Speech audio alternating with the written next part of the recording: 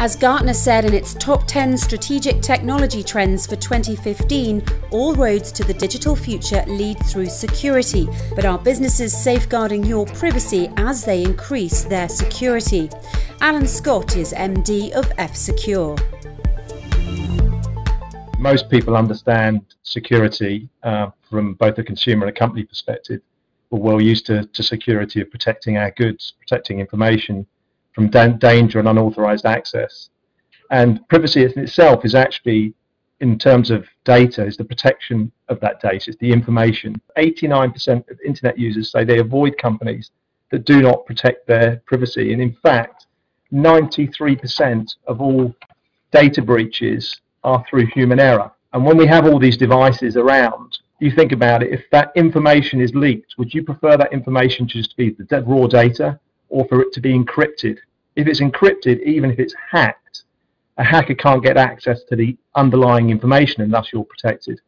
Companies that fail to act on the privacy and security issue won't just be hit financially in a data breach, their reputation can be damaged and it can be hard to regain trust of their customers. Financial seems quite obvious, but one is that you can actually be fined by the government for breach of data, which is against the Data Regulation Act. So that's the first thing. And obviously, once you lose that data, having that data available to your customers, a loss of business. The Information Security Breaches Survey said that the average SME has increased the amount they've lost from data breaches from 65,000 to 115,000 a year from the previous year, which was 35 to 65,000. The second area is loss of reputation. And I think reputation is one of those things that you spend a long time building up with your customers. And obviously, if you're leaking their data out, as we've seen with recent hacks with eBay and Target, and in fact with a UK organisation called The Office, it directly impacts your brand. And that leads to the third one, which is the biggest one, which I think has been outlined in those examples, is trust. And trust is something that is very hard to gain from a consumer. And once you lose that trust, it takes you 100 times more effort to get that back. So just look at what happened to The Office. They actually were hacked into an old database that they were no longer protecting with their security systems. So it was easy to get access to.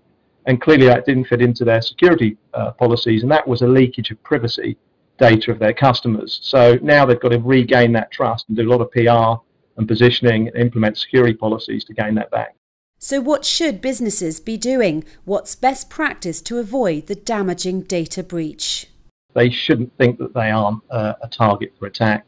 Most companies are a target for attack, so it doesn't matter whether you're small or large. Hackers and criminals want to get access to that. In fact, a report by Cyber Black Monday states that the actual cyber market is worth more than the illegal drug trade. So the first thing, they should really store data securely. Second thing is, don't release data to the wrong people. In fact, always get permission, and be very wary when copying or transferring data.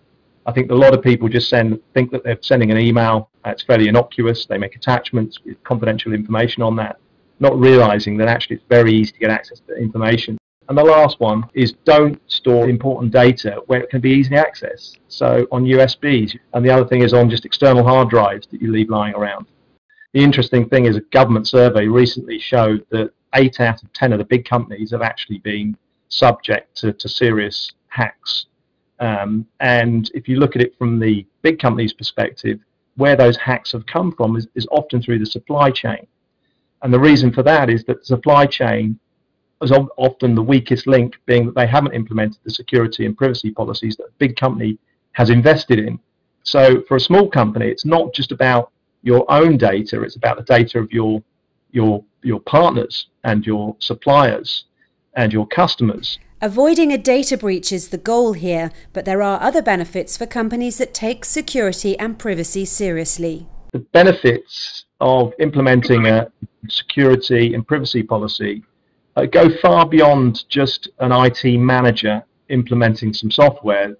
First, you create an environment that's secure for your employees. They feel that they can come into work, they can store information on their computers, on the systems in the office and the systems that are in the cloud, and know that that data is secure.